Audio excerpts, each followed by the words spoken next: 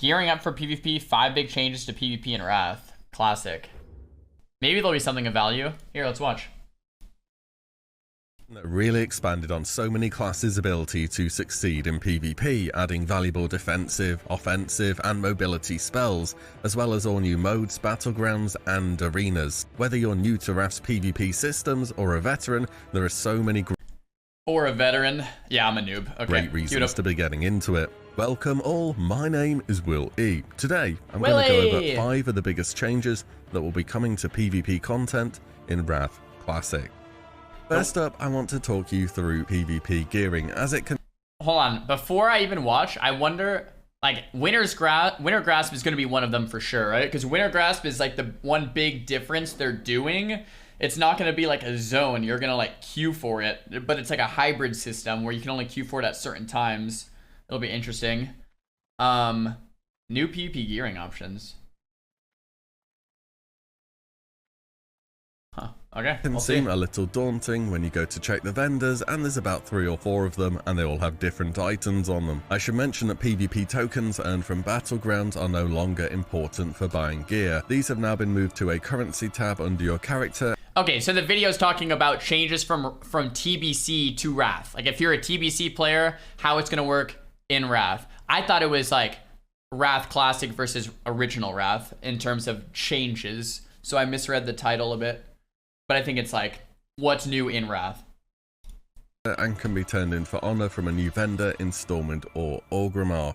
On the launch of Wrath, there will be 3 separate tiers of PvP gear to consider. The Savage Gladiator set, this will be the blue PvP set, which can be bought either from Honor, Installment, or Orgrimmar, or from Emblems of Heroism in Dalaran. You can get these emblems from Heroic Dungeons. You can also buy this set with Arena points, but I would be saving those for other things. Next up is the Hateful Gladiator set, the first epic PvP set of gear of the expansion. This is bought at Dalaran for either arena points or from Emblems of Valor, which you can get from raiding content or the Heroic Daily. There will be no rating requirements for this set. Finally is the Deadly Gladiator set. This will be the best gear for Phase 1 with associated arena rating requirements to buy items ranging from low for the off pieces to high for weapons. Also, speaking of the off pieces, those being your belt, boots, wrists, jewelry, trinket, and so on, those will be bought from Honor, Installment, or Orgrimmar, though some of them do have rating requirements too. So now we know what gear we are getting, let's look at the new locations where we can put it into action. You probably have memories of running the battle for Wintergrasp from original Wrath, and if you intend to...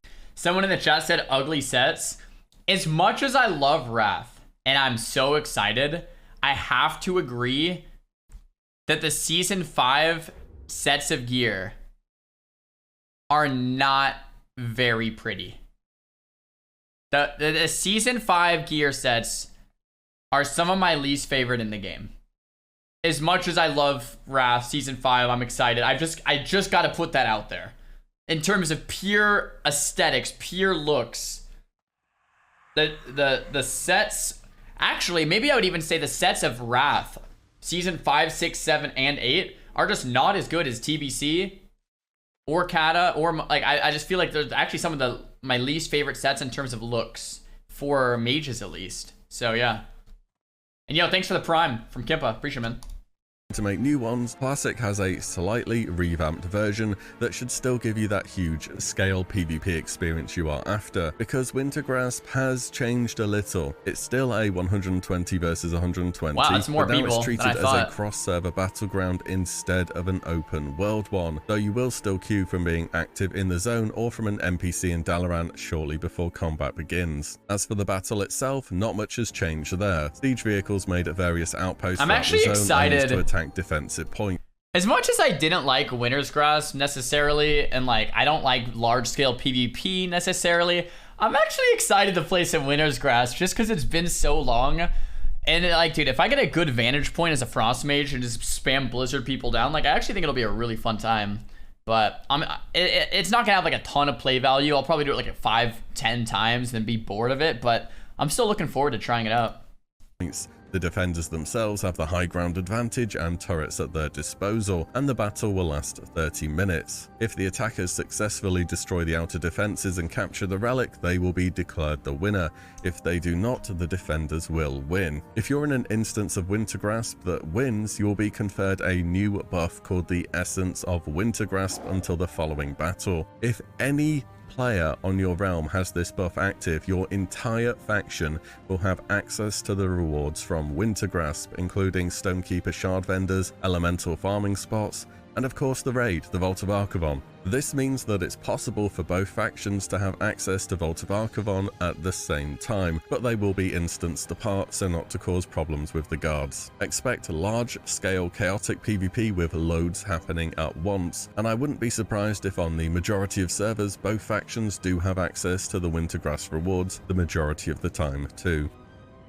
There will also be 2 new battlegrounds released throughout Wrath Classic, Strand of the Ancients and the Isle of Conquest. We'll cover Strand first as it will be available from launch. This is a 15... For some reason, I spaced out that Soda is Wrath. I thought it was Kata in my mind. Huh. I definitely look forward to Soda.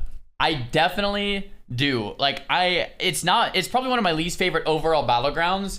But I've had a lot of really fun Strand of the Ancients over the years, and to relive it is just going to be fun. Soda, Strand of the Ancients, S-O-T-A, Sota. That's what us battleground players call it. It's called Soda. Sota. Versus 15 battleground, and takes on what will become a familiar trend in Wrath PvP with attackers versus defenders. Another theme that will be coming back a lot will be vehicle combat. Non-arena PvP has a little bit of vehicle combat all over the place. Attackers begin on the beach on foot with nearby siege vehicles. Their goal is to destroy 4 we know how to play sets of Soda, doors which house the goal for the battleground, the relic. The vehicles themselves are the most efficient ways of taking out the doors, though engineers can bring a variety of explosives to help out. The defenders, similar to Wintergrasp, will have gun turrets, favourable respawns, and again, the high ground to their advantage. After the attackers capture the relic, the sides will swap and they will begin their defense. Low-key, I'm excited for this, dude. Whichever team captures the relic fastest will be declared the winner, and if neither team captures, it'll be a draw. Each round lasts a maximum of 10 minutes, so 20 minutes total for this particular battleground. Strand of the Ancients is also part of the new meta achievement, Battlemaster. This involves completing all the various achievements inside of a few different battlegrounds. You can very much make a start on this now with the existing content, but remember to add Strand to the list when Wrath launches. Releasing later in the expansion is the second new Wrath Classic battleground, which is much larger in scale and player capacity. The Isle of Conquest is a huge 40 versus 40 battle between Horde and Alliance, and I feel like I never really did Isle of Conquest. Like, is there any big rewards for this? Like, I feel like I never did it back in Wrath. Like, obviously you did Vault of Archivon, and then I did Soda. It's just for like farming honor, like Soda Beachy Weekend. But I feel like I never did Isle of Conquest. Is there any reason to actually do it? And yo, Nova, thanks so much for the Prime, man. I feel like I never did it.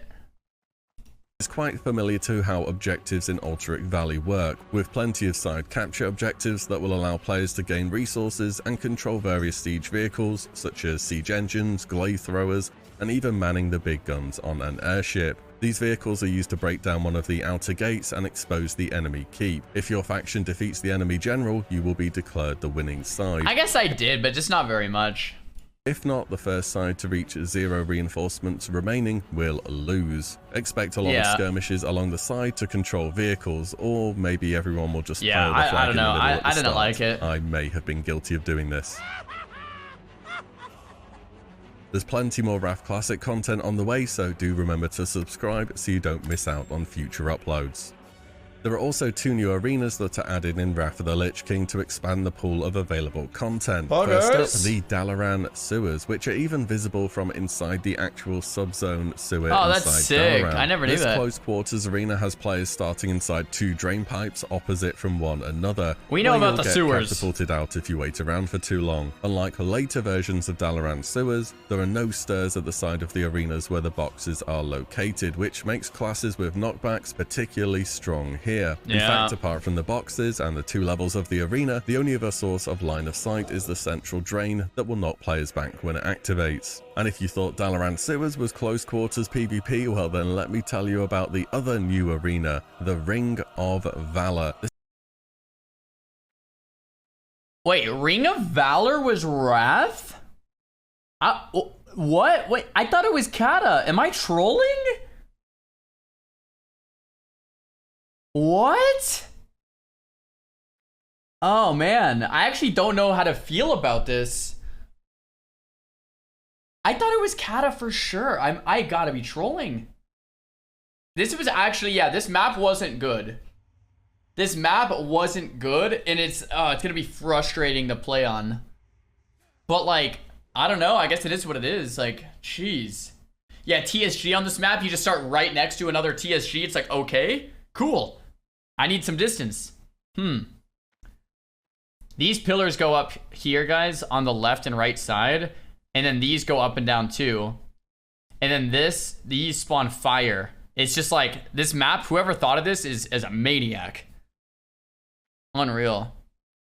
This is one of the most uniquely designed arena maps in World of Warcraft due to the sheer volume of environmental hazards. There are pillars that raise to create line of sight and give casters a huge advantage if they can get up there without a melee being able to follow. Flame walls also come up, dealing damage and reducing the total play space. Oh, and also, not to miss it out, both teams start practically on top of each other. The Ring of Valor often sees very fast-paced games due to close proximity and lack of line of sight. Aside from all the new content, there's going to be a bunch of changes to PvP to improve competitive edge and general quality of life. I picked out 4 things in particular which I like. Your arena rating will now be moved to a personal format instead of a team one. This also means there is no need to create an arena team or to have to constantly form and drop teams all the time as your situation changes or you want to play with different people. Now you just create a group with however many others you want to queue up with, those being between 2, 3, and 5. Join the queue at a Battlemaster and you will be match made into a...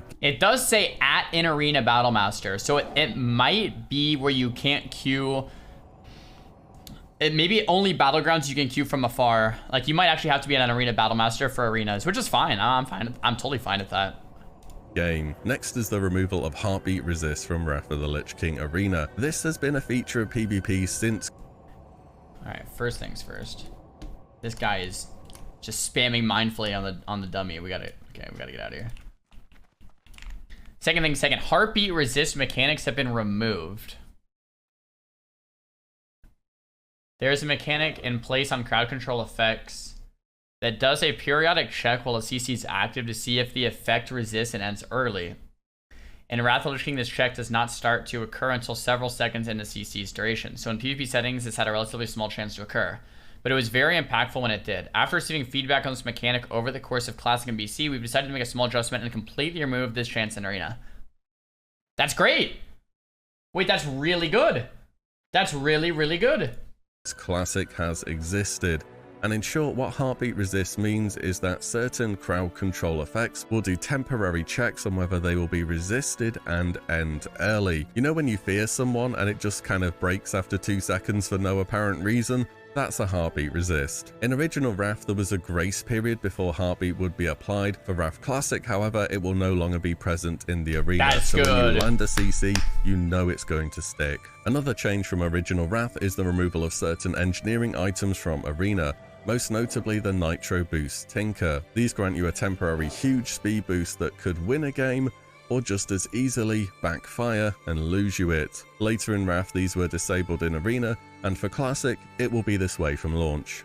And if you are good enough to be able to push these super high ratings, I have some good news as well. As Arena titles and achievements, including the Gladiator mount of course, will be added to the 2v2 bracket for Wrath Classic. This was not the case in the original game, but 2s has consistently been a super popular bracket for TBC, so it feels as though it makes sense to continue rewarding the best players in this area. There we have it, 5 of the largest changes and new additions to Wrath Classic PvP.